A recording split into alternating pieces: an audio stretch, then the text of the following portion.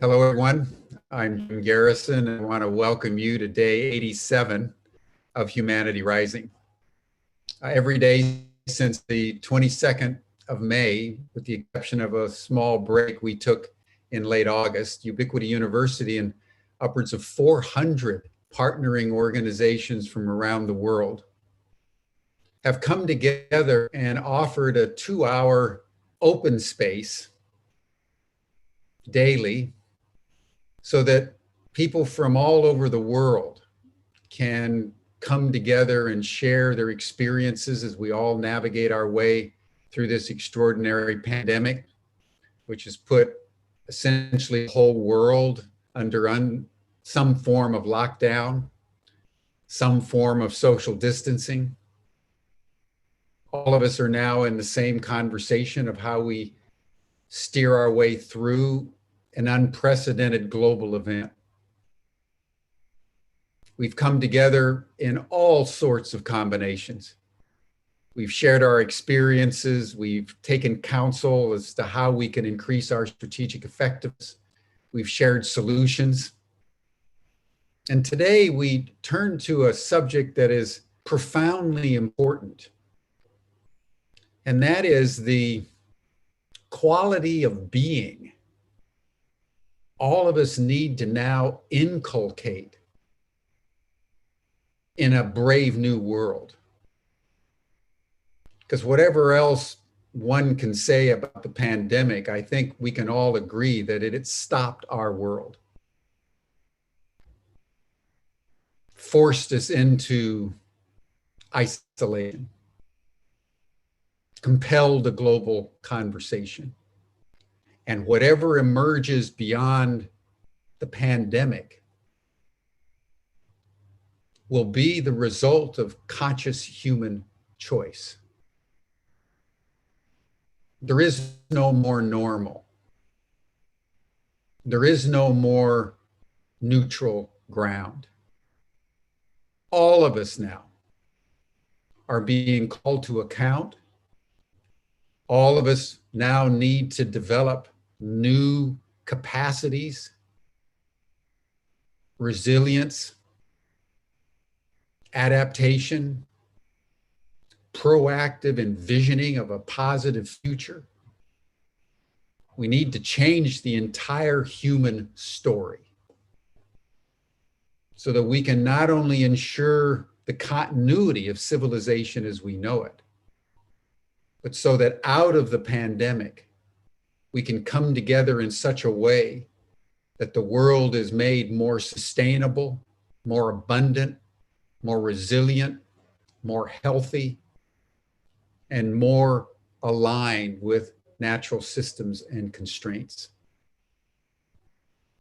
So today we're going to concentrate on adaptive resilience in a brave new world. And now I'm delighted to turn it over to my co-moderator and partner, Sabine van Gaaf, who will introduce the program. Sabine. Thank you so much, Jim. And I want to say a warm welcome to our audience, both in the chat room here on the Zoom call and also around the globe with our 40 different streaming partners. You are an important component of why we are having these conversations and creating this movement and platform. So I really want to acknowledge each and every one of you who tune in each and every day or are tuning in today for the first time. And those of you who are in the Zoom call, please do send in your questions to today's session there's both a Q&A session and of course also the chat session. So be interactive because that always feels worthwhile, not least for the speakers. And as Jim said, resilience, that is what we are going to focus on today. Yesterday we talked about love and trauma and transformation, how we transform our traumas, whether they are our own or inherited from the past, and really navigate the path back to love that always starts with self-love. And resilience, it's such a key component and superpower, because we've been talking a lot about superpowers, but also a super skill that we all have access to. However, it does require that we work at it and that we really try to integrate it into our lives, our attitudes, our values, and our purpose. And as Jim said, this is about adaptive resilience. So it's not just about what some people would call having grit or bouncing back from a challenge. It really is also aligning with what I would say soft skills, or the transferable skills of, Jim mentioned many of them, but flexibility, growth, accountability, integrity, self-worthiness, and also connecting deeper with meaning and purpose, both on an individual and collective level. And that's also why today's session is so important to have, because these amazing and knowledgeable speakers, and experts, I would also call them, in their field, will allow us to learn how to develop resilience, to overcome challenges and manage anxiety and stress, or how we go from dip to really pulling ourselves up again and to thriving and finding that meaning and purpose on an individual, but also, of course, on a collective level.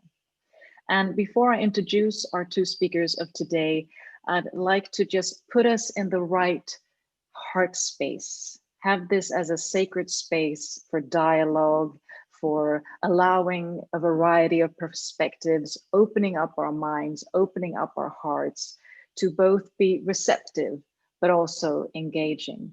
So we've sort of started with this 1 minute of heart coherence, playing a beautiful music in the background, and just allow yourselves to, align with yourself and breathe. So if we start the music, so for 1 minute, inhale and exhale.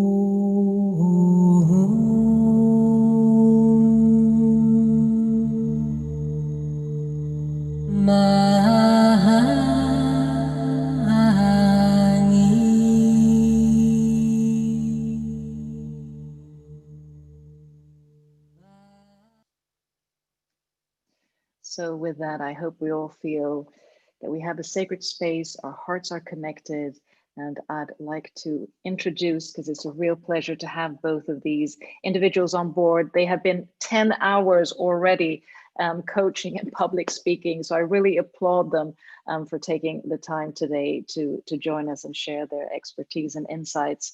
Crystal Lim-Lange, she's an expert on future readiness, an educational pioneer, and also a public speaker and author. She's also the CEO of Forest Wolf, a future readiness consultancy and strategic advisor to Minerva Project, aka the University of the Future, joined by Dr. Gregor Lim-Lange, who is an expert in the field of clinical and positive psychology, social emotional intelligence, and also mindfulness. In addition to this, being an author, public speaker himself, and also the co-founder and chief psychologist of Forest Wolf. So with that, a warm welcome to you both, and I hand over the space to you. Hello, everyone. It's actually 11 o'clock in Singapore at the moment, so I should say good evening from where we are. Yeah, so it's, I guess, good evening, good morning, and good afternoon, wherever you are. We are super excited to be here with you and share about how you can become more resilient. We're going to make it very practical, hopefully really interactive. We love questions and comments, so do post them at any point of time in the chat box below. And yeah, let's see how the next 70 minutes or so unfold. After this wonderful introduction and this kind of really centering music, I'd love to get a bit of an emotional pulse check from all over the globe. So if you could find your chat box, if you're on Zoom with us, and just type in 1 or 2 words for your emotions, how you're feeling right now, that would be wonderful. And give us a sense even where you're at. Are you all feeling stressed, or are you already feeling relaxed already? How much of the resilience exercises Joy. we do cater for you. Joy and calmness. Grateful and relaxed. Wonderful. Awesome. Exuberance. Wonderful. Balance. So whole range of positive emotions here. Hopeful in LA. Okay, so normally we do something called arriving together, but I think we've already had 1 minute of heart attunement. So maybe we'll just take 3 breaths together so that we can all arrive. So Greg, do you want to guide? Yeah, so taking 1 deep breath in and connecting with your body. And then with the second breath, connecting with your intentions for learning or for connecting perhaps in the next hour or so. And then with the next exhalation, bringing your awareness to the room and to the screen. And welcome everybody. Welcome, welcome. Wherever you're at, whether you're confused or feeling blessed or feeling joy, we are here to acknowledge all of you. And wherever you're at, it's all okay. So, and of course, understanding your emotions is one piece of being able to, tune more into the happiness, the resilience, the connection, but also an awareness of, are there any more challenging emotions around, or how does the body feel that may need some attention and some soft tendering too? Okay, but first off, should we introduce ourselves, Greggy? Absolutely. Why don't you start first? Yeah, so my name is Gregor Lim-Lange. I'm originally from Germany, if you're wondering about my strange accent. But I went to university in Ireland, where I trained as a clinical psychologist. So I started off my career in mental health, helping people with anxiety, depression, burnout, relationship problems, all that kind of stuff. Always had my private practice in the background, started to do some organizational consulting as well. Then I moved to Asia, here in Singapore. I've been about 12 years now. Originally started teaching at the National University of Singapore, set up a clinical psychology program, helped to train up psychologists, because mental health services in most countries are in need of a lot more staff and services, and became a lot more interested in large group work, mindfulness, social emotional intelligence, and also how that translates not just from a clinical context, but into organizations, large groups, highly functioning individuals, how they can be even more higher functioning, optimizing their brain, becoming more resilient, working better together as teams, and of course, connecting also with themselves and meaning in life and in their relationships. So I'm super excited to share kind of some best of tips and tricks with you this evening. Okay, so my name is Crystal. I started off my career in investment banking, doing M&As and IPOs and that sort of thing. And then I saw the light. I had a little bit of a quarter life crisis when I was in my early 30s, and I changed my career around to focus on higher education and personal growth.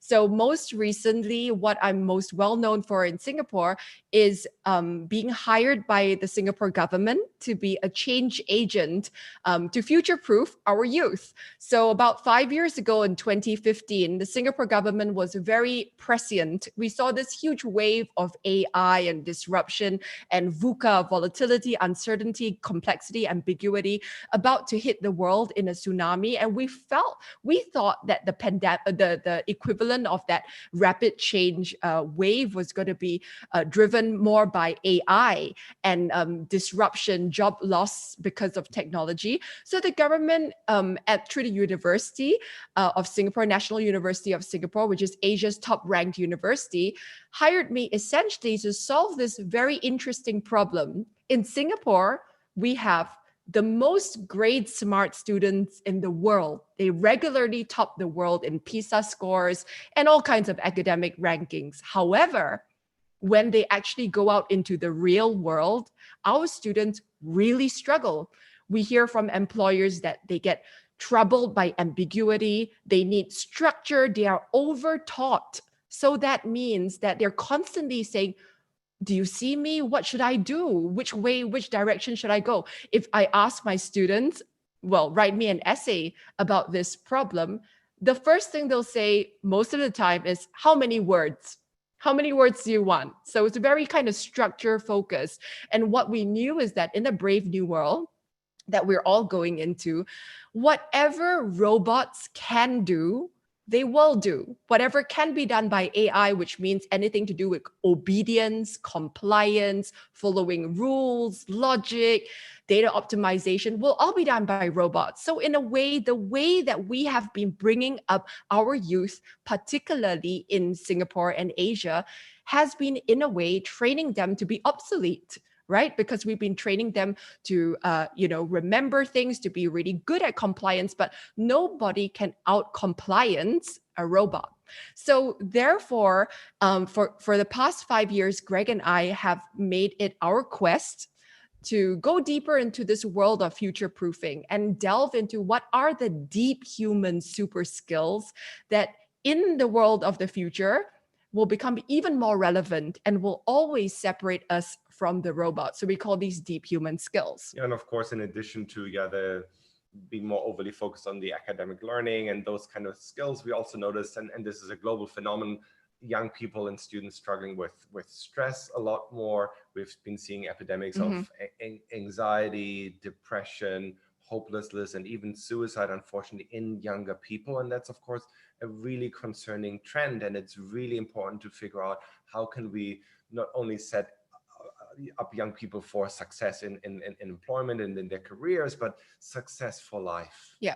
And most recently, our work has brought us to the corporate world. So we left the university about 2.5 years ago. We now help governments, we help corporates, large systems really tackle the issues of mindset change. For instance, right here in Singapore, one of our current projects is helping the entire biopharma sector, which is 15 big pharma companies like Novartis and GSK and Pfizer and Roche and all of these names would be familiar to you. But the government has put together a collaboration with us where we essentially take 15 competitors in the biomedical space and we train them side by side in what are some of the social, emotional, intelligence-based skills of the future, and why they come to us and they're willing to sit side by side with the competitors, because they know that ultimately all of us are growing as a community, as human beings. And even if they lose 1 or 2 people to each other, they would rather improve the talent pool of the whole sector and rather than play off each other. So it's a really interesting job that we have, our vocation or calling. Yeah. And I want to actually share this quote with you that we like to start our presentations with. So Jack Welch said, if the rate of change on the outside exceeds the rate of change on the inside, then the end is near. It sounds a little bit ominous, but why we love this quote is because everyone's so concerned about the rate of change in the external world. I'm sure your phone or your iPad or some part of your technology world, computer. Yeah, I'm sure one part of your technology world has just pinged you recently and gone, software update, you need to update me, usually right? Before you go on a Zoom meeting, it needs like an update, right? But then ask yourself, when was the last time you spent some time upgrading your internal operating system, right? And have you figured out that it's actually been buggy for quite some time, and sometimes we're less than optimal, right? But a lot of us don't spend so much time focusing on the inside. Yeah, and by internal operating system, we mean your beliefs, your mindsets, your behaviors, your biases, how you look at the world. So today's workshop will be very practical, will be highly applied, and will be all about how you can defrag your system, if you will, and upgrade your operating system. Okay, shall we get straight into it, Greg? Absolutely. Okay. We love the comments. We're seeing them. We're going to take them at appropriate intervals. Yeah, but keep them coming. Certainly also questions. We love just comments, and that's great for you to comment and share with the other guys. If you have specific questions for us, just say, hey, I'm wondering about X. Yeah, great. So we want to first off define what is adaptive resilience, because lots of people just think resilience is bouncing back, but it's actually more than that. So firstly, it's about being able to pursue your long-term goals. And we know that currently with all this rapid change, it's like you're a boat in choppy waters. Very choppy waters. And if you don't know what you're navigating towards, your lighthouse, your North Star, right? It's very easy for you to get lost, feel helpless, feel hopeless, get swayed by that current of negativity that's out there. Yeah, and also having the clarity to really know what you want to stand for, your values, what motivates you, and the contribution that you want to have in this world. Second part of resilience is, pretty much the most commonly known, the bouncing back from challenges, inevitable challenges life hands you. You get knocked down. Do you recover with that resiliency? Yeah, and ultimately, it's not just staying same old and having your scars from all the things that knocked you over. It's about transforming yourself, growing, and becoming a bigger, better, and more wonderful version than you already are. Absolutely. So with that said, we do have a theory about resilience. We like to call it the 5 gardens of resilience. So in normal times, we have these 5 gardens of resilience, and it's almost as if you are a gardener. And in order to be maximum resilience, you need to be harvesting from all of these 5 gardens and weeding out unhelpful habits or practices in all 5 of these gardens. Normally, we tend to over-focus on 1 or 2 aspects of resilience. But this is a time where we really want to, over the next hour or so, give you some of our best of practices for each of these 5 gardens. And normally Greg and I have a lot of time. Normally we do this with corporates for maybe like a day or 2. So or a week. So we'll really try to make it kind of the best of, but happy to take any questions you might have as well as we go along. Okay, so let's start off with the first garden, the physical resilience garden. Yeah, so this is kind of the foundations for your resilience. Actually quite easy, and you probably know about these. However, it's often the ones that are overlooked or forgotten. This is your basics of eating a healthy, balanced diet, relaxing. But one of the big ones, in particular psychology and neuroscience has understood as a key factor for your well-being, is sleep. So even just a little poll, if you can key in, those of you on the chat box, key in how many hours you slept last night. How about you, Crystal? How many hours of sleep did you get? Well, you were keeping me awake, Greg, with your 8 hours, okay. Also interesting side fact for those of you that don't know much about Singapore. Singapore in the top 3 of sleep-deprived countries with, I think, South Korea and Japan. Yeah. And usually when we do this poll here in Asia, we're getting 5.5, 6 4 hours top. So my friends that are saying 8, 9 hours, good for you. Very good. Right, you're setting yourself up for success. This will enhance your physical wellness. This will enhance your cognitive functioning and your mood, of course. A good night's sleep, super, super important, right? So Greg has a clinical practice and we have a coaching practice as well. And oftentimes when we see people who are really, really stuck and exhausted, typically we ask them, do you have a waking up time? Do you have a regular bedtime? And 99.9% of the time they'll say no. And particularly for those of us working from home now or stuck at home or whatever you want to call it, oftentimes our just routine and structure goes out the window because we don't really need to get up at a certain hour to be in a certain place to do a certain thing. Then we might be up all night doing all kinds of things on the internet, maybe being on wonderful Zoom meetings like this, of course, but maybe also just randomly surfing, and then it just can throw your whole schedule, and we know it actually has usually a negative impact on our mental well-being and physical health. Yeah, so it's that lack of boundaries in the time of working from home. A lot of my clients say, I'm not working from home. I'm living in my office 24/7. So it's very important to look at your physical boundaries. So one thing we also like to say, let me go back on this slide. See this wheel over here? It's like a ship's wheel. Sometimes when people feel like they're stuck and they don't know what to do, they might try working on one of these other gardens, like maybe I'm going to work on my mindset, my mental resilience. Maybe I'm going to work on my emotional resilience and try, doing some forgiveness work or whatever. But we know that when you are stuck, the easiest garden to start, or the easiest way to generate momentum is by grabbing onto that physical resilience handle. And if you see this picture, it's almost like that physical resilience has like a big spoke, like a big handle on it. It's fairly straightforward to change your waking up time, to change your diet, to go for exercise. Go for a walk in the park or in the woods. Absolutely. which is why we always recommend, if you're stuck for where to start with this physical resilience garden. Yeah, we'll get the momentum going, and then you can branch out into the other sections as well. Just a side comment, yes, somebody's saying we're all different, maybe you don't need so many hours. Absolutely, yes, we are different, but these are kind of the overall trends, of course, that we want to highlight here for you guys. Yes, absolutely. Okay, guys, so what we want to do in a moment is do a practice called shaking and stillness.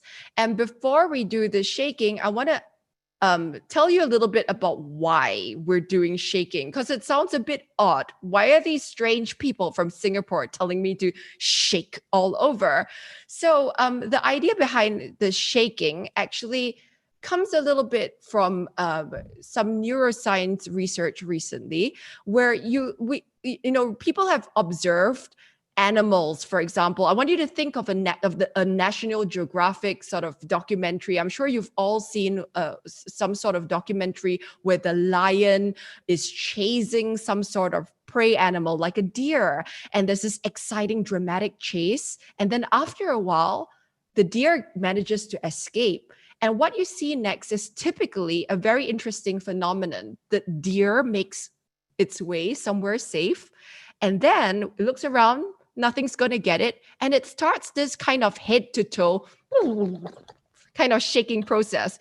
And maybe some of you may have done it if you're talking about the trauma work. I heard that you did trauma work yesterday.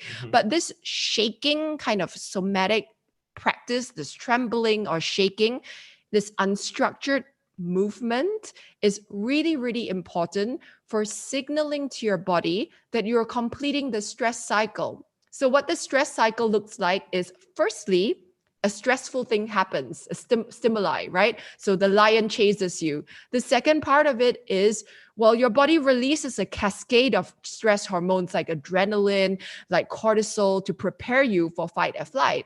But the third part is really, really important, is when you're safe again, you need somehow to signal to your body, I'm safe now. It's okay. I need to kind of rebalance my body's chemistry, and I need to come to that state of rest and digest instead of being stuck in fight or flight. And of course, right now, there's kind of this backdrop of anxiety and maybe even collective trauma and negative news, where sometimes our body and our mind doesn't even know when we're safe and how to settle into that sense of, I'm okay right now, nothing's bad happening to me right now. And of course, some of these threats are real, like there is the virus around and there's geopolitical stuff going on, but it's also then that cascade of news that's overlaid, that's really kind of feeding off our fear and wants our eyeballs to be attracted to this. So it's really important to carve out some time and check in with yourself. Okay, right now, what is my sense of safety, and how can I rest in that a bit more?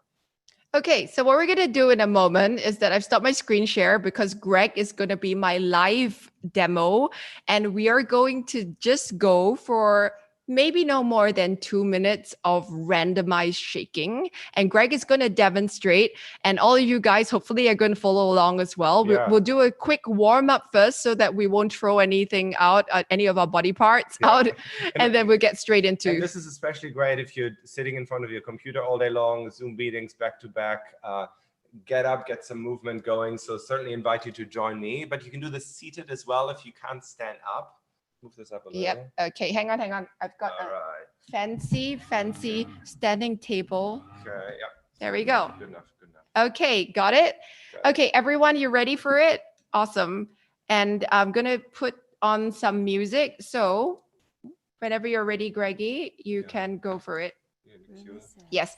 Okay, guys, so you're going to stand up, and it's just starting with gently moving your head from side to side, maybe shaking no or nodding yes. First, to mobilize your head and neck, and moving your head around, imagining your head is like a big ball on your neck. Just gently, whatever feels comfortable to you.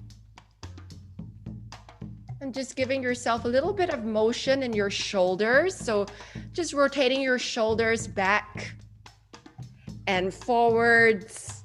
And feel free to do whatever feels good for you, because this is just a warm-up. We're just mobilizing the spine, maybe moving your elbows or moving your spine from left to right, up and down, one shoulder up, one shoulder down. And again, you know your body, so go at a pace that feels good for you. And you might even want to start mobilizing your hips as well. So like what Greg is doing, going from side to side, mobilizing your hips. So, All right. yeah. Okay, Greg, you ready to demonstrate shaking? So All right, yes. we're going to transition into shaking. And the idea here is to just shake. All right, if you can, blast the music. Maybe start off with your hands, quite easy. Shake them out randomly. Include your arms. And including all your body. Now imagine that you're actually trying to shake your cells out and make every single cell in your body vibrate, and shaking off all the frustration, shaking off your patterns, shaking off any kind of tension, whatever it is, letting your head go loose. And we can't hear you, so make sounds as well. You can make a big sound like breathe. Let it out, let it go. And guys, like no one's watching, right? It's only like, I'm just looking very silly on the screen, but even better if you can laugh at yourself at the same time. Just shake it, move your body, move your legs. Okay, we're just gonna go for another 20 seconds. 20 seconds. So give it your best. Come on, Shake guys. it off. Ring those cells. Shake every molecule of your body and really get it out. You've only got 10 more seconds, so really go shake it faster, as far as you can. Go for it, go for your life. 5, 4, 3, 2, 1, and stop. And then if you were standing, invite you to take your seat. And once you're seated, take a moment to close your eyes and tune into your body. Noticing this transition from high energy, high movement of vibration to now sitting here still. What can you sense in your body? Perhaps you're a little bit out of breath, or noticing your heart rate has increased. Maybe any tingling throughout your body. Noticing how the whole body feels right now. Do you feel more relaxed, or is there still any tension? No right or wrong, just noticing. How was your mind as you were doing this? Was it its usual self of being busy and planning and caught up in the to-do list, or was it more restful perhaps? And noticing how you feel right now, emotionally, no right or wrong. Could be the same feeling as earlier, could be different.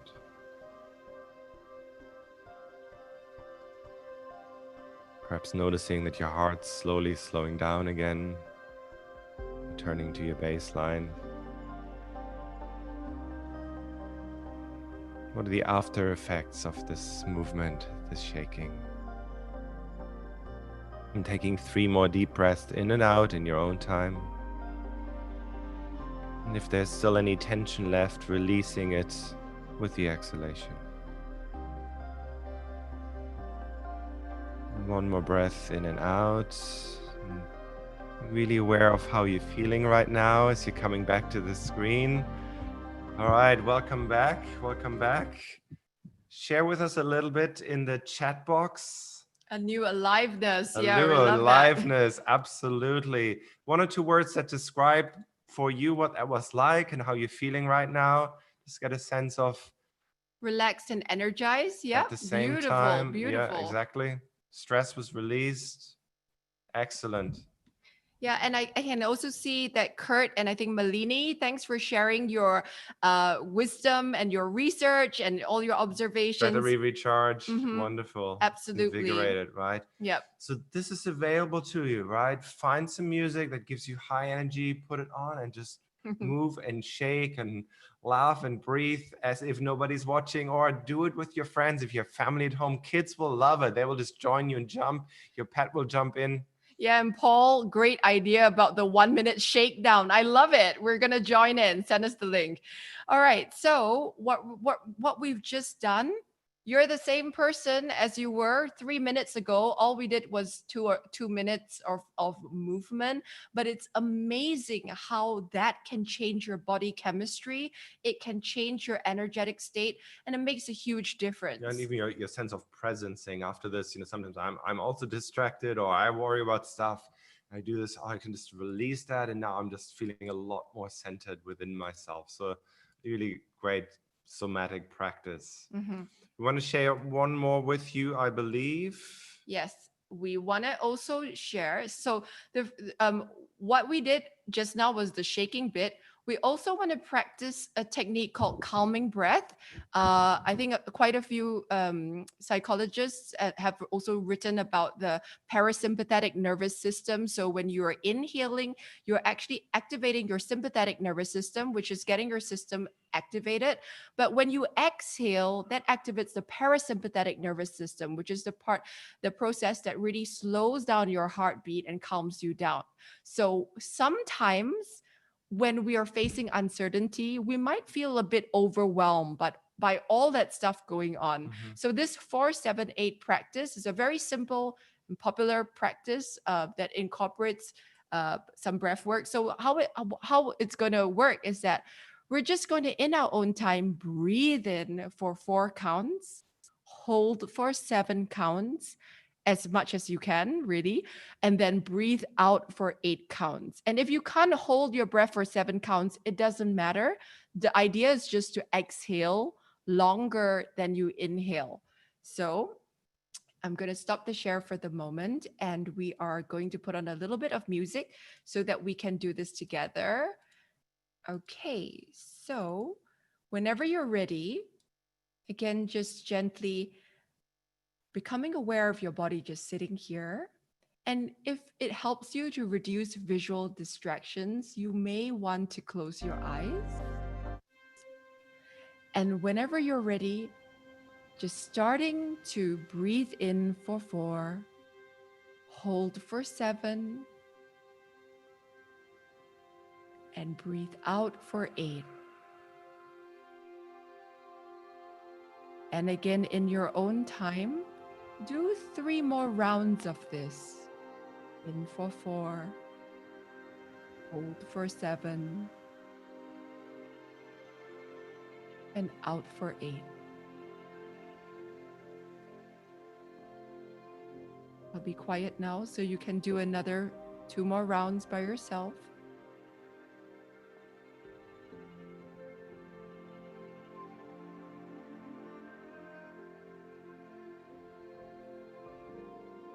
You're really noticing what's happening in your body. One last round.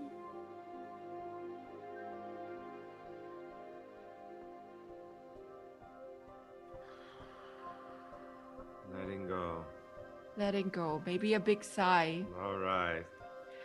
Okay. With your eyes closed, you can open them up again, coming back to the screen. So we've shared 2 very powerful practices with you.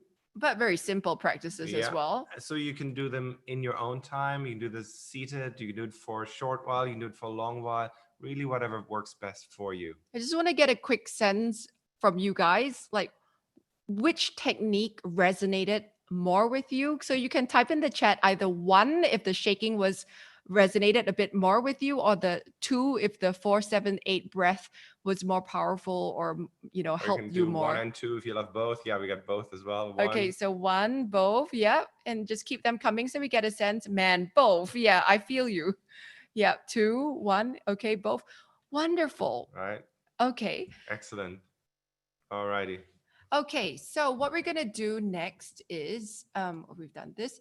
We're gonna move on into, yes, correct. They are complementary. We're gonna move into the mental garden now, and mental resilience. We're gonna talk a little bit about one of the ways in which you can improve your mindset or your perspective, because really your mind is like a camera lens.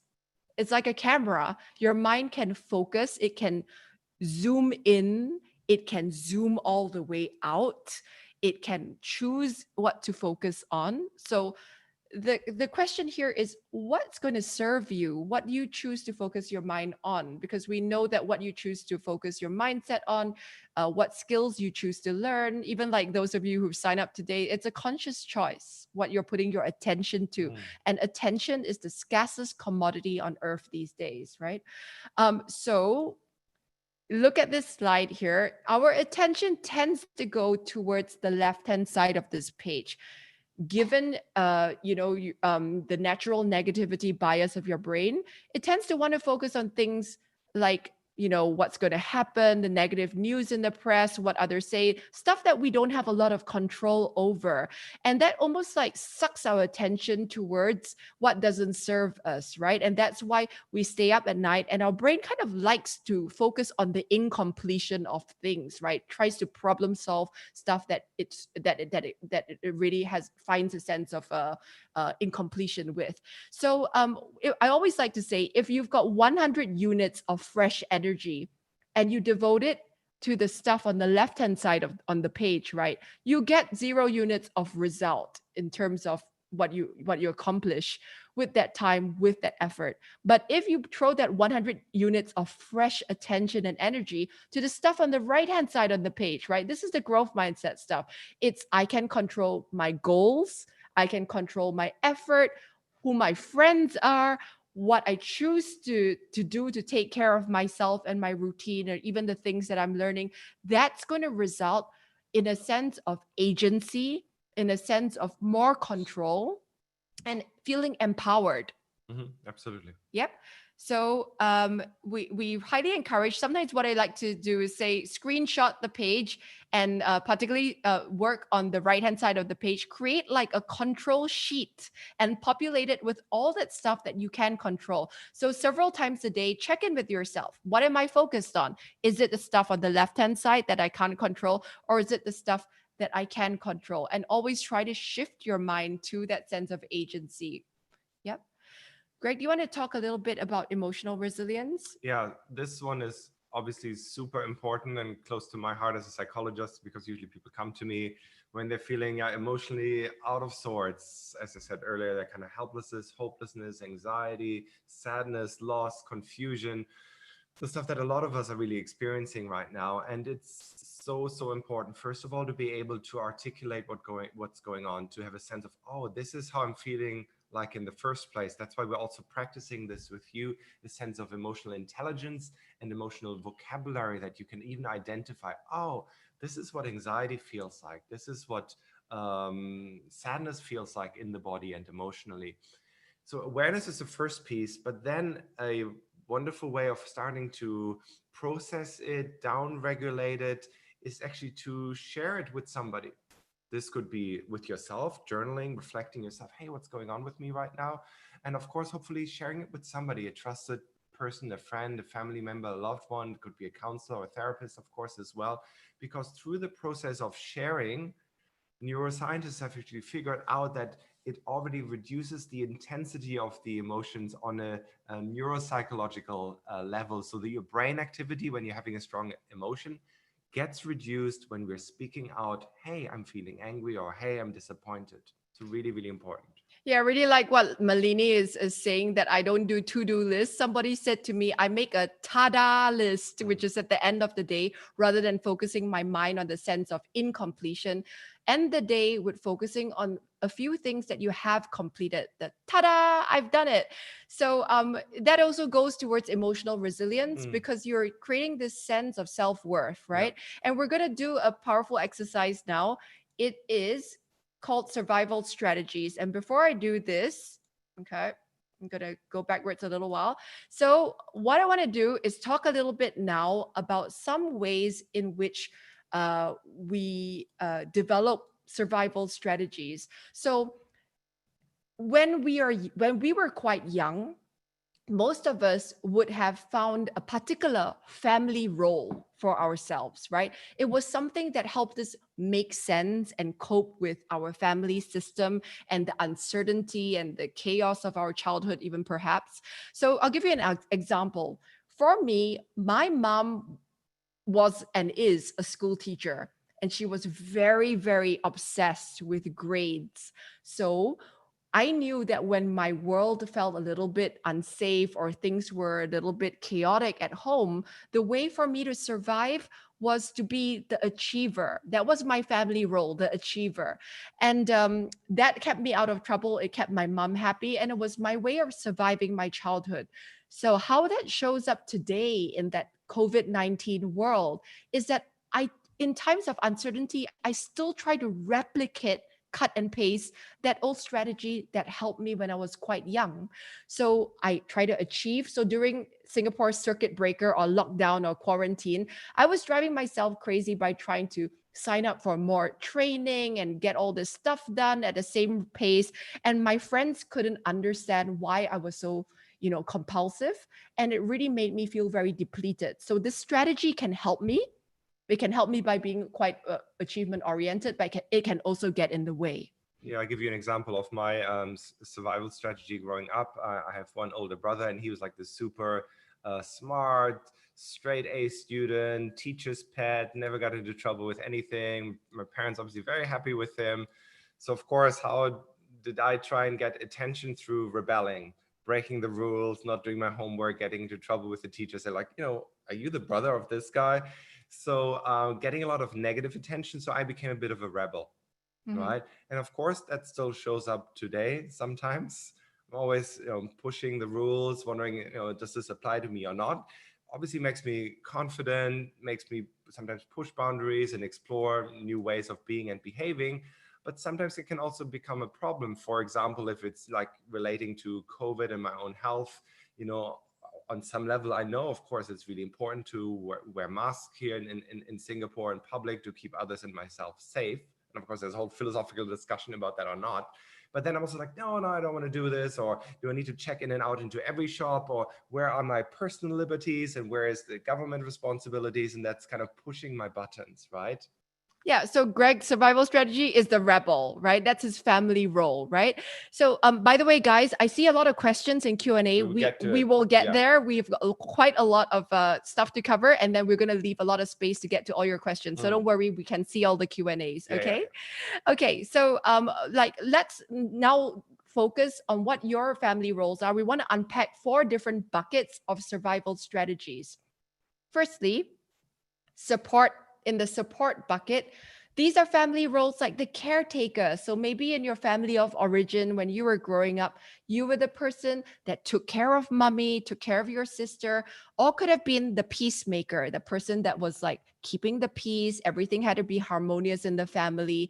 The joker is another common one where it's kind of like, keeping the mood light, trying to elevate the mood for everyone. And typically happens if you have somebody in your family who was a bit flat in affect or a little bit depressed, you can somehow transform into the joker kind of strategy. And then like the last one we put down here is the martyr, the person who's a bit self-sacrificial in the service of other people. So if your family role, your predominant family role happens to be in this category, the invitation for you is to pull your attention also, not just to focus so much on the other and give your attention to causes outside of yourself, but to learn how to bring your attention back into within your body. What do you need? What are your priorities, right? And also to have good boundaries and not to overly be concerned about pleasing others. Yeah. So the next bucket of survival strategies, we group it under the avoidance or keep safe kind of strategies.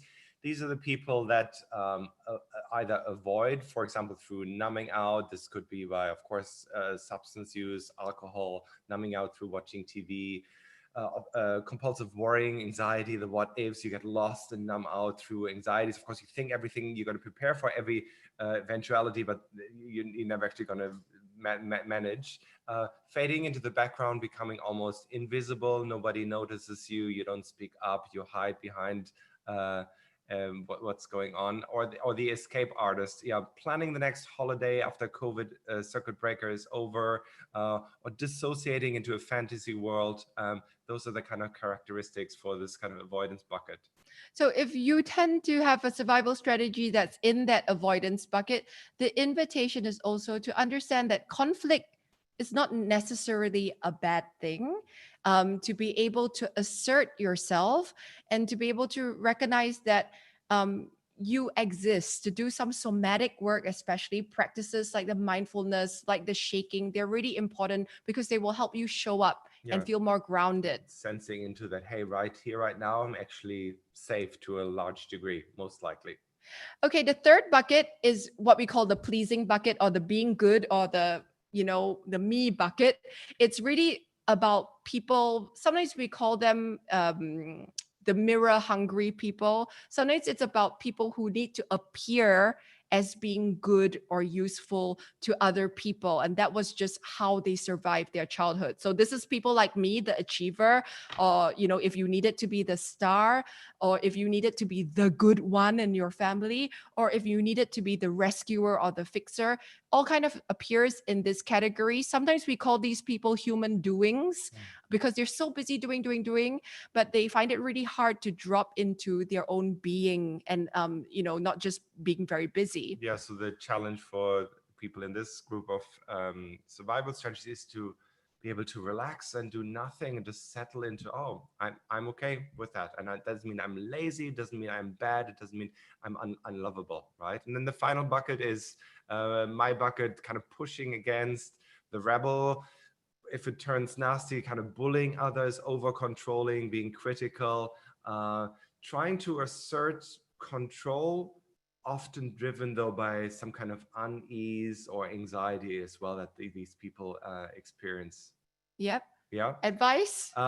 Yeah, tuning more into empathy, that you can take perspective of others and don't make it that your way is the only way and everybody has to go your way or the highway. But I also love that heart attunement that we started off with, that getting into that heart space. Mostly people who are in that against bucket, it's not because they want to be mean normally. It's because they feel a sense of deep discomfort or pressure, and to be able to work on feeling safe and held in this world is really important for them. I see some questions about, can we be more than one? Absolutely. Yeah. You can absolutely be a mixture of two family roles or survival strategies. So what we want you to do in a moment is take a moment to reflect. What was your role or your survival strategy growing up?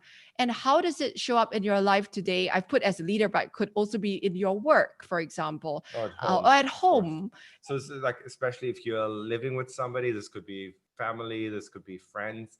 People start pushing your buttons. It's like, oh, are they in their strategy trying to assert control? Maybe you're trying to have harmony, and it can lead to clashes or relationship stress. And then becoming aware of, actually, well, maybe this is more to do with their pattern than that there's something wrong with you. Sometimes I often get people to think of one person that they're close to, that they're having tension with, particularly in this quarantine period. For many of you, we can be really like on top of each other, and there can be a lot of friction. And taking a moment to kind of identify what is your coping mechanism, what is your survival strategy, and then also identify what is the survival strategy of this person that's really annoying me or getting on my nerves. 90% of the time, you may find that if you map out your survival strategy and the other person's, they tend to be on the diagonally opposite quadrants in this particular model. Not always the case, but often the case. So I want to just quickly get a little bit of a pulse check from you guys. What is your predominant survival strategy? So you can type that in the chat. And okay. So peacemaker and the good one. Right. Yep. Excellent. And conservative family, the rebel, and also the creative one. Okay. Yes. What do you do if you play more than one in all columns? Yeah, absolutely. So do the advice for all of them. Achiever and rebel. Yeah, achiever and rebel. Right. So really, really interesting. This also helps in your self-awareness. Now, the invitation here is, don't beat yourself up for doing any of these patterns. The fact is that we all did them. We all formulated these patterns to survive, right? And we have to look at them with a level of compassion there. They are there because they were the best we knew how to do. But what we need to do as grown-ups is ask ourselves, am I running the pattern, or is the pattern running me? Who is in control? So for example, if I'm in control of my achiever pattern, I can choose to use it to achieve and be successful. That's fine. But when I'm not in control is when I feel the compulsivity. I need to achieve here. Otherwise, who am I? I need to compulsively correct my husband or achieve even with my kids or live out my life vicariously through other people. That's when the pattern has you in its grasp. Yeah. Absolutely. But let's do a mini practice about this. Yeah. Yep. So we're going to do Greg is going to guide us into a very important emotional resilience piece, which is all about compassion for you and your survival strategy. All right. So if I can invite you again, sitting comfortably in your chair, you can lean back for that if that's more comfortable, or you can sit upright. And then closing your eyes will be helpful for this exercise if that's suitable, or looking down. And take a few breaths just to settle into this exercise, becoming aware of the air flowing in and out naturally. And then in a moment when you're ready, I invite you to visualize, to imagine in your mind's eye your own face smiling at you. Like you're looking at yourself in the mirror. Maybe you even find yourself gently smiling back at yourself.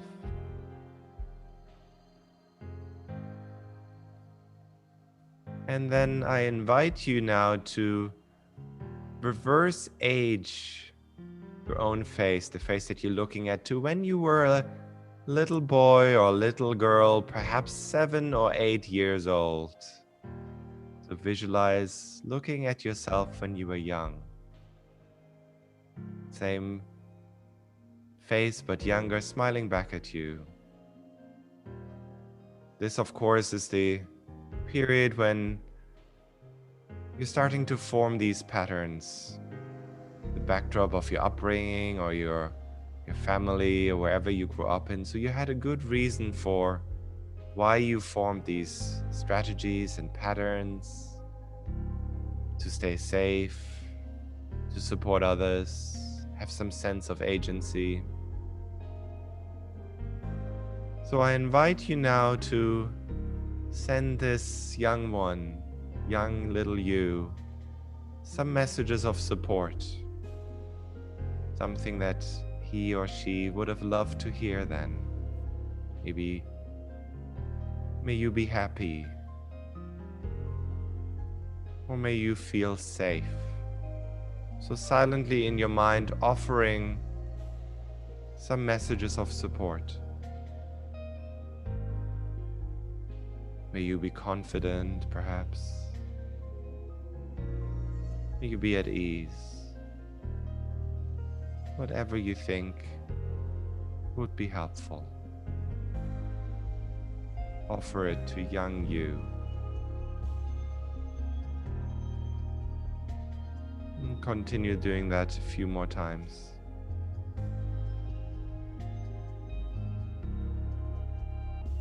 And then I invite you to gently place your right hand over your heart area. And notice what this warm, gentle touch feels like.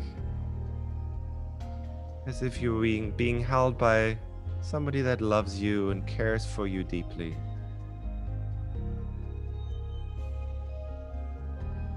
Then offering yourself some messages of support as well. What you need to hear right now, as an adult. May I be safe, or may I be happy. May I find courage to get through this, or whatever you need to hear or need to feel, offer it to yourself.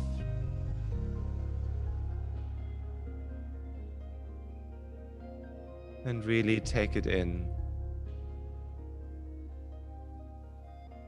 Allow it to sink into every cell of your body.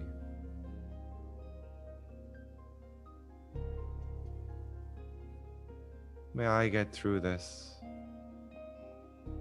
May I feel connected And of course, also some compassion when things get difficult and you make mistakes or these strategies don't serve you at times. Like, of course, that is normal. We all struggle sometimes. We all make mistakes. May I learn and grow from this and then begin again.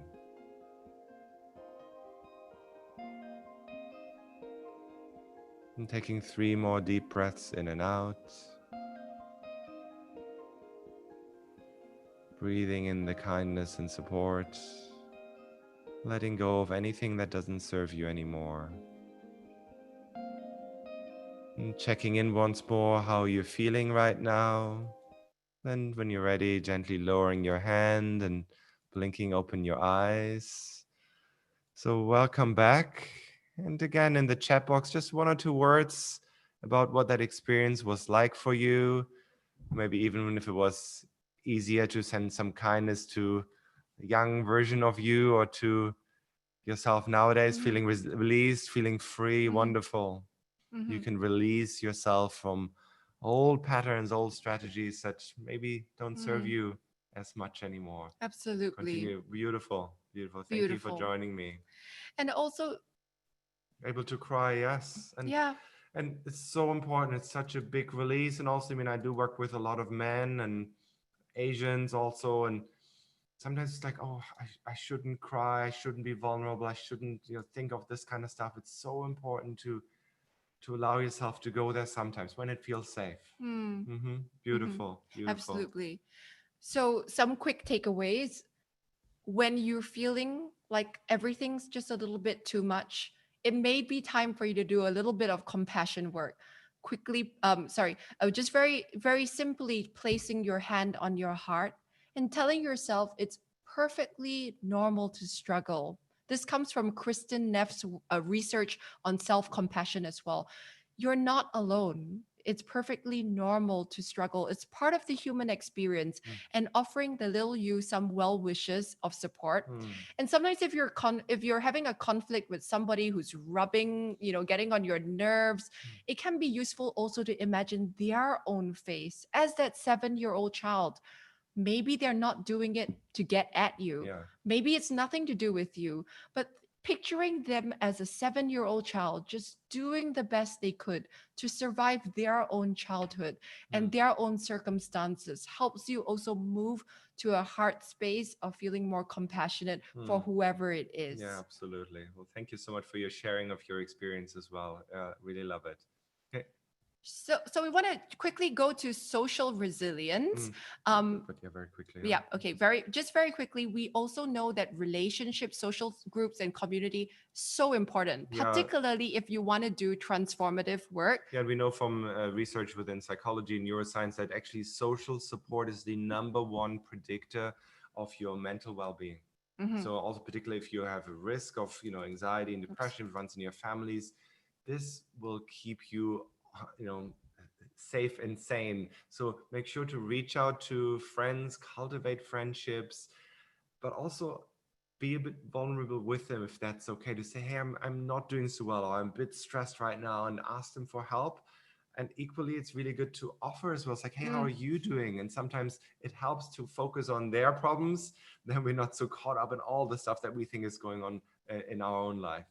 When we talk about making personal change and transformation, it's very interesting that even in this age of so many online tools, like we see statistics like 99%, for example, of people not completing online courses or not being able to make big shifts in their life, in their behavior, even knowing the tools.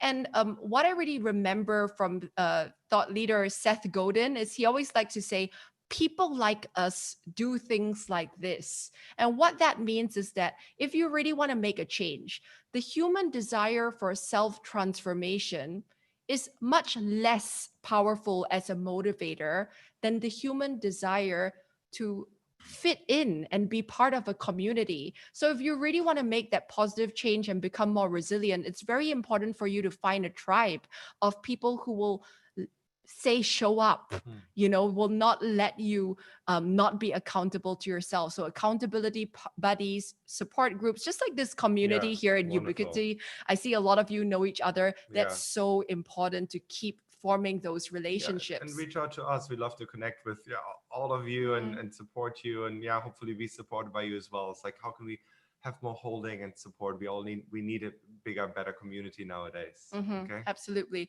So we want to end off our last practice with spiritual resilience, which is an often overlooked part of resilience. By this, we don't necessarily mean anything religious, but it's about this sense of I'm part of something much bigger than just me. So it's a sense of connection to your values, your meaning. And I also like to say it's part of wonder and awe. You remember when you were a kid and the world was such a magical place. I remember wondering about the pyramids and dinosaur bones and the mysteries of nature. Yeah, I always used to just gaze up at the universe and the stars and the Milky Way, or look at big trees and just wonder, wow, I felt so small in this amazing complex. Like the Little cosmos. Prince. Yeah. Yeah, totally. And as we grow up as adults and as we start to get anxious, especially in these times, our vision can narrow and become so blinkered. And it's also a very important spiritual practice to wonder and to marvel at things, even gazing at the stars, and connect to that sense of mystery, creativity, and intuition. So for our last practice today, I saw a question by Victoria Schwartz as well, and she asked, do you ever work with the process of knowing your story, writing your story? We're going to do exactly that, Victoria, but in a different way.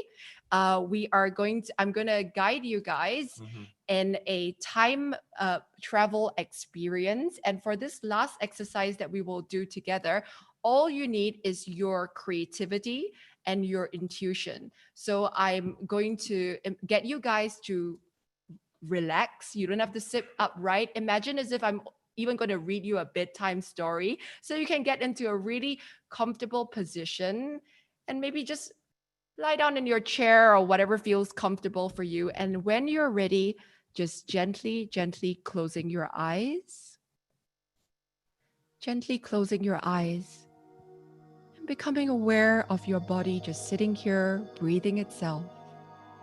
Nothing to do and nowhere to go, just being. And noticing each perfect wave of your breath rolling all the way in your body. And as you exhale, imagining that wave retreating. And just observing each wave of your breath. And also noticing each moment. Every single moment in time. So utterly perfect. So utterly unique. Never to come again. This moment. And this moment. And this moment. Each one so different, so precious. And I'd like you to imagine now, in your mind's eye, to visualize a very beautiful and safe time machine. Because in a moment you will be imagining yourself going into this time machine and closing the door behind you, knowing that you are in a very safe place. And then you're going to press the start button on this time machine. And as you do that, the gears of this time machine start whirring into motion. And the years start moving forwards into the future. You find yourself moving 1 year, 2 years, 3 years, many, many years into the future. Life bringing you forwards, until you are in a future where you are 90 years old, 90 years old in the future. And the time machine stops. And you know that when you push open the door of this time machine, you are going to walk out into a future where you are now a happy and healthy 90 years old. So imagining you pushing open that door and you find yourself stepping into this light-filled, beautiful space. And as your eyes adjust to the light, you realize that you are in a very beautiful home office, your very own home office. You cross over to your desk and you notice that there is a white envelope sitting on your desk, and it's got a red wax seal on it. So you break open the seal of this envelope, and inside there's a thick white card. You pull out the card and you read it, and it's an invitation that says, "You are hereby invited to a lifetime celebration of who you are." This is a lifetime celebration ceremony that has been organized by your loved ones to celebrate you and your legacy and your contributions to this beautiful planet. So just allow yourself to imagine, where is this ceremony? Is it somewhere outside in nature? Is it somewhere indoors in an auditorium? No right or wrong. Just imagining, because in a moment, you are going to be entering that space, imagining that you are right now entering that space at the time and date of that very special lifetime celebration ceremony. And picture yourself entering this gorgeous space, and everyone who's important to you has shown up on this special day just for you. And even if there are people who may not be alive at this present moment, you can still visualize their presence there in this space with you. I want you to imagine yourself entering this space. And as you do so, everyone turns around and rises to their feet and gives you a round of applause. And you see their happy smiles. You feel the warmth from their heart, and it exhilarates you. And you are invited to come to the front of that space and to say a few words to everyone who's gathered to celebrate you. And without any anxiety, but with so much joy in your heart, you step forward to the front of the space. And when you are about to speak, just taking a moment to notice who's in the front row, who has shown up for you, and notice their expressions, their smiles, what they're saying about you. And in a moment, you're about to start your speech. And as you start your speech, you begin this speech with these words. You begin by saying, "I want to share with you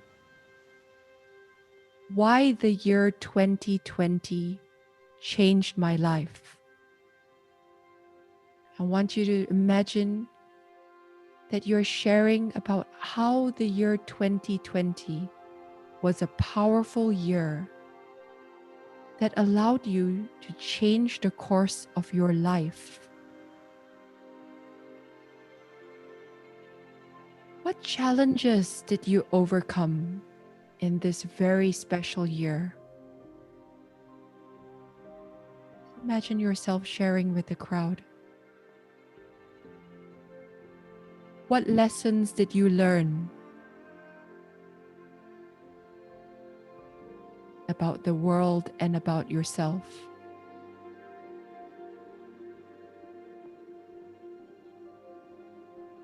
What strengths did you discover within you that you didn't know you had?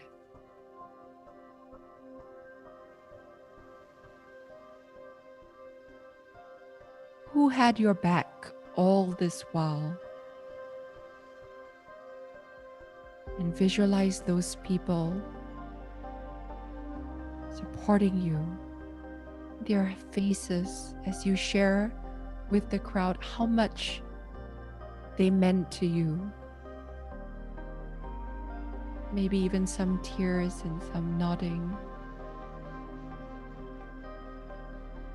So noticing what it feels like in your body.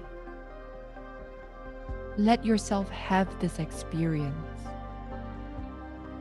Really soaking up your life's accomplishments, your life's legacy. Visualizing how you've changed all these beautiful people's lives. What you've added, the experience.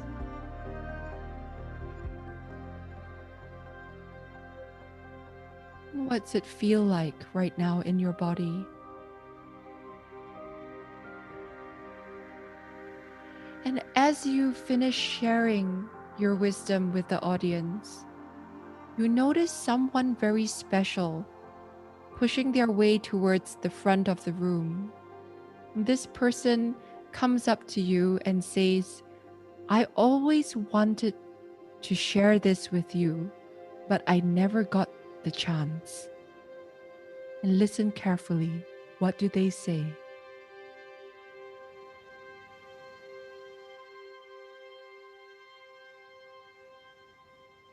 And really holding that in your heart. And taking it all in as you end your speech. And imagining the crowd rising to their feet and giving you a resounding standing ovation, clapping and cheering. And taking a long look around, savoring this scene, knowing that at any point you can always return to this beautiful memory. Your life's legacy, surrounded by love. Because in a moment, you're going to bid these beautiful people farewell and going to go back into your time machine. So take a moment just to look around one last time and just to sear that memory in. The images, the sights, the sounds, the sensations of touch, and temperature, maybe even the wind on your skin. And in a moment, just very, very gently saying goodbye to all these people, and they wave and smile and cheer you on as you get back into this time machine and close the door. And taking a deep breath in and pressing the start button again. And again, the years go backwards this time. And you're going backwards in time, getting younger and younger and younger until you are back in the year 2020. And just noticing your breath in your body again, just like how we started. Noticing each wave of breath entering your body, rolling all the way in and all the way out. And taking 2 more breaths in your own time. Noticing what's going on. One last breath. And with that last breath, maybe making a bit of a sigh and wiggling your fingers, wiggling your toes, giving yourself a little bit of a stretch. And whenever you're ready, just gently blinking open your eyes and coming back into the room with us. Yeah, welcome back. So we're maybe just take a moment. If you've got a pen and a piece of paper, you might want to just jot down some thoughts about the images that came to mind during this exercise. Any messages you received, insights, and also it doesn't have to make perfect sense yet. This may take time to process. You're going to sleep on it. You can revisit this when you have some further time to reflect and journal. So Yep. And I do see some questions about where you can find the recorded meditation. I just want to show you this QR code. If you do snap this QR code, it brings you to our website, and there's a sign up form on the website for our newsletter. And if you sign up there, I will email you within the next 24 hours the recordings of that time machine visualization. So I'll just leave that up for the time being. But interesting to hear from you as well. Any observations from the exercise? Yes, maybe in the chat group again, just 1 or 2 words, something that came up for you. Yeah. How you're feeling. Yeah, Jane's had a experience that doing this with students, that they respond very positively. Yeah, they are so creative and so intuitive. Yeah, and sometimes as adults we forget that we also have this creative power within us. Sorry. Let me just go back. Okay, just give me a moment again. Let me share my screen again. Jane's also asked, you've asked Jane in the Q&A, does your work take you to heads of education at the government level and principals of schools? Yes, we work with a lot of different governments, institutions. So we've done work in, for example, in University of Copenhagen. Most recently, last year, we were in Kazakhstan in Central Asia 3 times, working with rural educators in Kazakhstan to teach them how to... And universities, the Nazarbayev University in Kazakhstan, for example. Our work brings us really all around the world. We love supporting educators because also we believe in our future lies in our youth, and we need to prepare our youth for all the change and what's ahead of them to really, sustain our life on this planet as well. Yeah. So just to quickly round up on our presentation, spiritual resilience, super, super important. Connect to that sense of wonder and awe, just like we did. Journal on what if 2020 was one of the most powerful years in my life. That's a big perspective shift. And today, we've covered quite a lot of ground about these 5 gardens of resilience. The invitation is to kind of make your own 5-part self-care action plan, right? And you can get this from our website as well. We make it available to all of you, or you can reach us out to us individually. Yeah. So populate this action plan, your 5 gardens, for what you're going to start doing, maybe what you're going to stop doing in some of the gardens. And, we just really, really have enjoyed this time with you. But I want to actually take some of the questions now, because there's some really, really great questions in there. I'll post some more questions that you have right now. We'll try to get to all of them. Okay, so first question up, I want to take this question from Victoria. My limited experience of Singapore is that it's perfect, super clean, but it's all kinds of laws. How do you alter the youth when punishments and laws will not support such alterations? I think it's... Okay, firstly, I want to share a little bit of a story about my own experience. When I'm Singaporean born and bred, and I could not wait to get out of the country when I was young. So I went to England, I went to, America for my studies, to England. And it was my vision that, the West was a place which was so free, which was so unencumbered by all these rules and stuff. And curiously, what I actually felt was a sense of loss of freedom. I'll tell you why. Because when I was 16 years old in Singapore, I could go to a club, go to a disco, as it was known. That's how old I am. And walk out in the streets wearing a crop top, hot pants. I could go to an ATM in the middle at 3 o'clock in the morning and kind of, withdraw money. And I would never worry about who was looking, what would happen. In Singapore, there isn't that kind of fear of my safety. As a young woman, I could go wherever, do anything. That was a sense of great civil liberty for me. And I was quite shocked that in my experience being in other parts of the world, I didn't get that sense of freedom. So in a sense, it's also, how do we define our own sense of freedom? And, how do we alter the youth? I think a lot of what we're doing is education and getting their buy-in. So we never tell people this is how you have to be. This is, on some level, we say to them, this is what will ensure your happiness and your success in the world of work that lies ahead of you. But it's also about, making sure that they see the value in it themselves, and that you're supporting their own fundamental freedom and empowering them. Some other questions, perhaps some of the studies done on the shaking exercises. There's been a whole lot of research done in trauma, in the field of trauma recently, and we can share some with you. If you send us emails to greg@forestwolf.com, I'll put that in the chat, or crystal@forestwolf.com. We're also happy to send you links to all of this. So I'll send you Crystal, greg@forestwolf.com. Yeah. Any other questions? Anything burning questions? Because we're also running out of time. We, as you can tell, we were super passionate about all of this. We could talk for a whole week or for a month. I mean, this is our 10th hour today talking about this. Yeah, we talked about this already. Yeah, we talked about. I think we've taken all the questions in the Q&A so far. So, well, then let's just conclude, right? Yeah, Jim, shall we conclude at the moment? Heading back over to Sabine.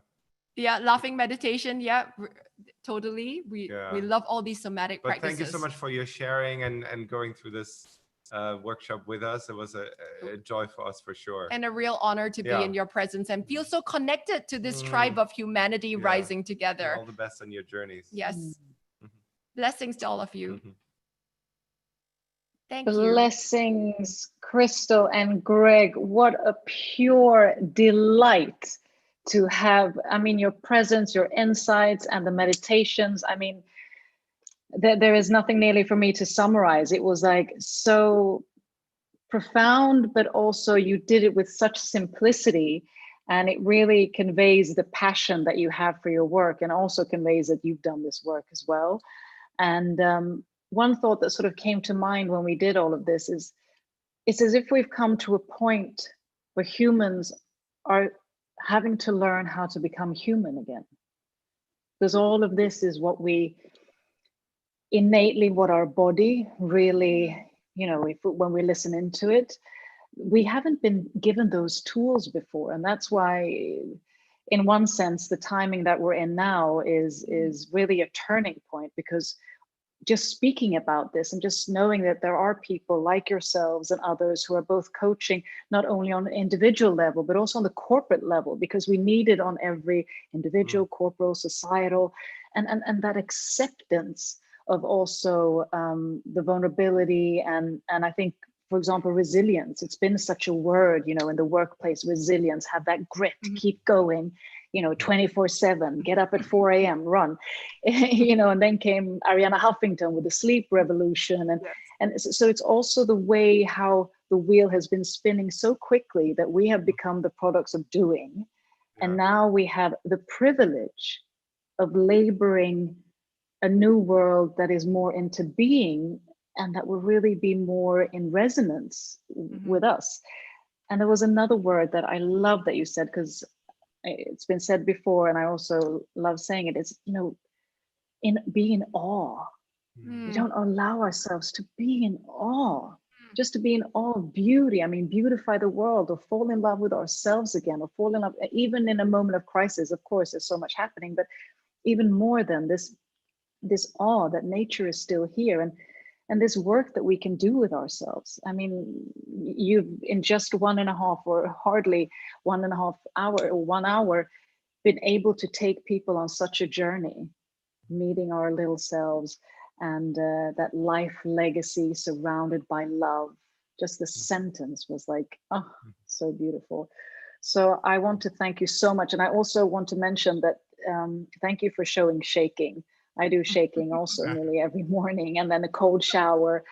And I can really recommend, I'm sure we have a mature audience who have done a lot of spiritual work, I'm sure, but somatic healing therapy. Because somatic, as soon as we think that we can solve everything in our mind with emotions, it's already gone. We need to feel them in our body. So thank you so much for this beautiful and insightful voyage into our inner temple. And thank you so much. Yeah, thank you for finishing this beautiful session together, and for inviting us. It was a real joy. Absolutely. And I'm sure we will have you back, and there are many in the chat. Can they reach out to you and so forth? So please do. Once again, love to connect with all of you. Lots of love to wherever you are. Yes, and thanks for posting the Zoom meeting as well in the chat. Well, once again, thank you. And really blessings for all the good work that you're doing. You are really needed, and all of the people in this space that we have, you're all needed in this time. And I think one last thing to sort of land on is that see what positivity comes out when we really do this in a balanced way. So thank you so much. And with that, Jim, I hand over the word to you. Thank you, Sabina, and thank you, Crystal and Greg. I want to just take up just one note, Crystal and Greg, and that is your comment on the question around sort of law and order in Singapore. I think there's a whole conversation we might think about having about freedom, democracy, social cohesion, East and West, because it's not as simple as we think it is.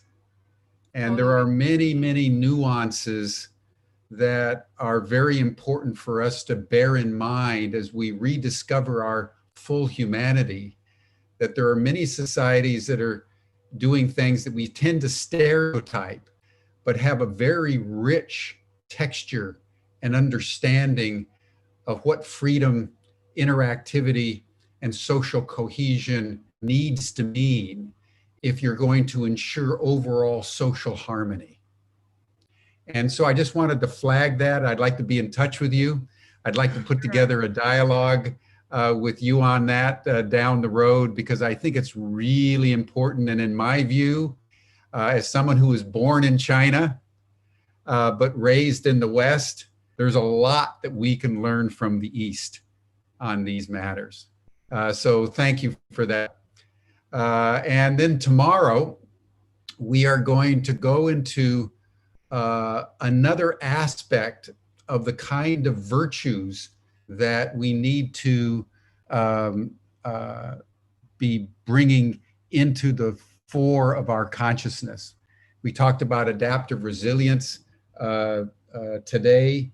Tomorrow, we're going to talk about innovation in thinking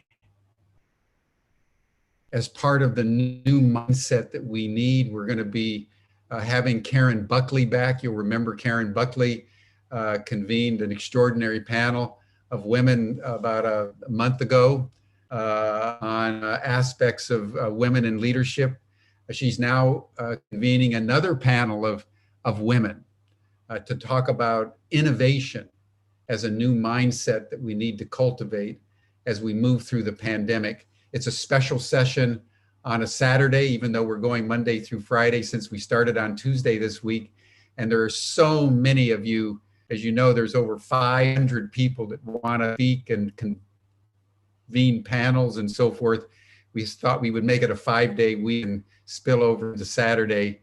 And Karen will be having the session tomorrow. So we'll see you 5 o'clock to 6:30 Central European time tomorrow, Saturday, on Humanity Rising for new mindsets, innovation in the new world with Karen Buckley. Thank you, everyone. Thank you, Crystal. Thank you, Greg. And thank you, Sabina. Thank you all. See you tomorrow. Bye-bye.